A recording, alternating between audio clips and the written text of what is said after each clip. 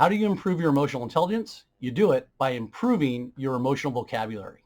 What do I mean by that? We have primary emotions that we all feel, and yet we have different levels of intensity. So every emotion, say anger, there's a low, medium, and high level of anger.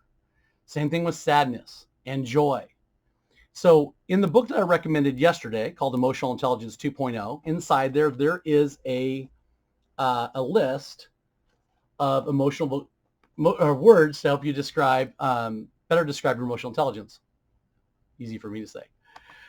This is what it looks like. So for example, there are times when we're angry and we are absolutely furious. There are times when in that same, primary emotion of anger, we may just be annoyed or maybe just a little touchy about something. That certainly is not the same as being furious. If we use the primary emotion to describe how somebody's feeling, we may miscategorize it. And we may think, well, they're angry. Well, they're a level of angry, but more just kind of irritated. Also, if we use the word sadness and to describe that somebody's depressed, then in the same category, a much lower level of intensity that someone might feel is just disappointed or dissatisfied with the results they got. And so while that's related to sadness, it's certainly not the same as being full on depressed, right? Nor is being absolutely elated the same as just kind of being mellow and pleased with yourself. There are people that, well, not people, there are times when we experience being afraid and we're absolutely terrified. We feel that emotion very intensely. And then there are certain times when we're really maybe just unsure, a little bit anxious, but we're not terrified. It's not even the same thing. And there are certainly times when we feel ashamed. And we feel that in an intense level of sorrow and remorsefulness. And there are some times when we're kind of ashamed, we just kind of feel silly because we did something that was a little embarrassed, right? Or we're a little uncomfortable. Now, if we're uncomfortable, we might be ashamed of something, but that doesn't necessarily mean that we're full on sorrowful and remorseful about it. We're just a little bit bashful about it. And so the best way to improve your emotional intelligence is to improve your emotional vocabulary. Why is this important? Because in order to be able to manage your emotions, you have to be able to control or regulate your emotion. You have to be able to categorize and label your emotion and how you're feeling accurately. If somebody says, well, you seem really angry, and you're like, well, it's probably rooted in anger, but really, I'm really just kind of a little annoyed and perturbed. That just took much longer than I thought it was going to take. But I'm certainly not furious. I'm not enraged, right? I'm not ready to go ballistic on anybody. I'm really just a little bit annoyed. And so those are very different. The more accurately you can describe how you are feeling to yourself as well as to the people around you that care about how you're feeling, the more you're going to be able to, it takes away the power of that emotion when you can label it. Sometimes there are times when, especially men, we get described as being angry. And the reality is we might be afraid.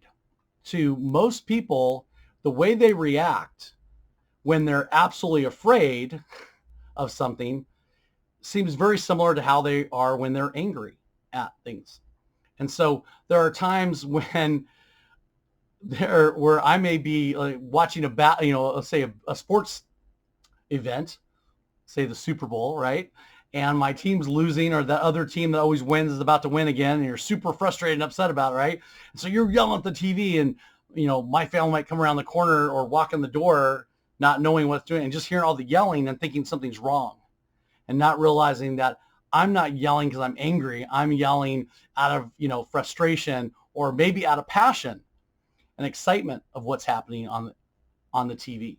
They can look very similar, right? Has anyone ever told you before that how similar laughing and crying looks like from a distance, right? Laughing looks like crying, but without the pain. Same thing. We got to be able to accurately describe the emotion that we're feeling. And the more accurately we can do that, then the people around us know how to respond better. If we just say we're angry and you're like, really, you're angry? What are you so angry about? And you're like, well, I don't know if I'm angry. I'm just like, oh, I guess I'm just a little irritated by it.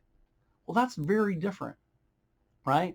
So the primary emotion is helpful to label that, but also more importantly is to be able to describe specifically what that feeling is at that level of intensity.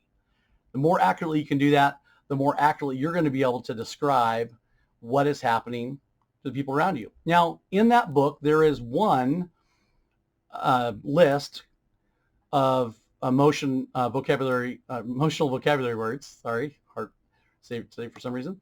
And I am also going to show you one more, right? This is a wheel, and it describes, I believe, 7 primary emotions rather than just that previous list that had 5.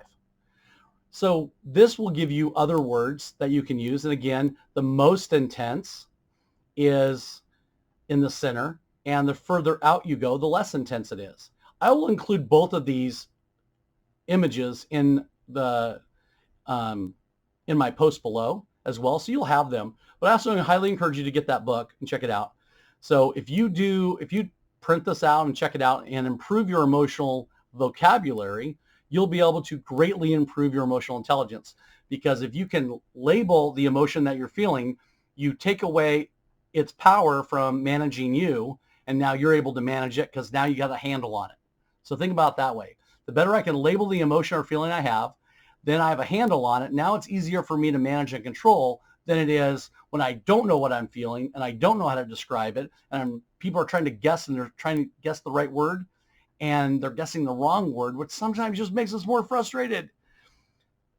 But if we can accurately describe that, even if it means laminating these, putting them back to back, right? When you laminate, something's super important. And when you don't know, if you're not good at describing how you feel or how somebody else feels, ask them, pick the primary emotion that you think you're feeling, and then pick the word that matches that level of intensity. All right? You do that, you'll probably improve your relationships significantly. And you definitely will be improving your emotional intelligence. All right. Have a great evening, and I will see you tomorrow on our next video. Take care.